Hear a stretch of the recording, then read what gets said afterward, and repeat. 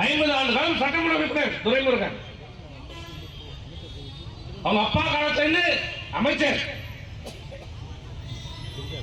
அவருடைய அனுபவ வயது கூட அந்த உதயநிதி ஸ்டாலினுக்கு கிடையாது.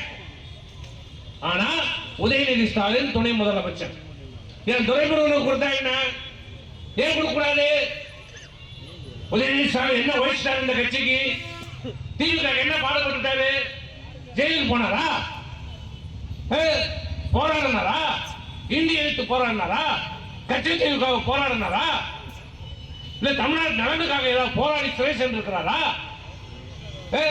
ஏதாவது உண்ணாவிரதம் இருந்திருக்கிறாரா? என்ன செய்திருக்கிறார் இந்த உதயநிதி ஸ்டாலின் தமிழ்நாட்டுக்கு? என்ன செய்திருக்கிறார்?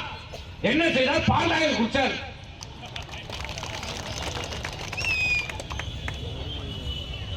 நயன்தாரா கூட்டிட்டு போய் விபூதி வைக்கிறார் பழனி கோவில்ல.